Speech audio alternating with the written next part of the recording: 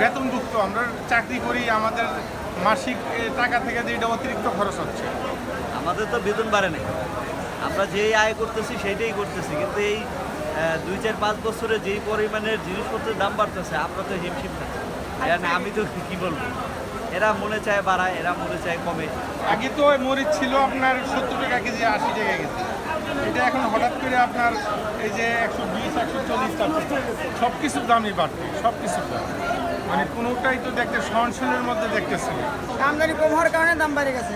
কতদিন আগে 100 টাকা কেজি, 120 টাকা কেজি বেচছে, কি বেচতেছে 140-150, অনেক ধরা গেল না, হয়তো গাছ নষ্ট হয়ে গেছে, সেটা আমদানি কমে গেছে। এটা আবার যতদিন পর্যন্ত গাছ ঠিক না হবে ততদিন দাম বেশি থাকবে। গাছের ফল না ধরলে তো আপনি কেমন নেবে? গাছের ফল আল্লাহ যদি দেয় তাহলে হবে, যদি না হয় তাহলে কেমন দেবো? বিক্রি কম হচ্ছে, আগের সাথে অনেক জায়গায় 1 কেজি হাফ কেজি 250 নিতেছে।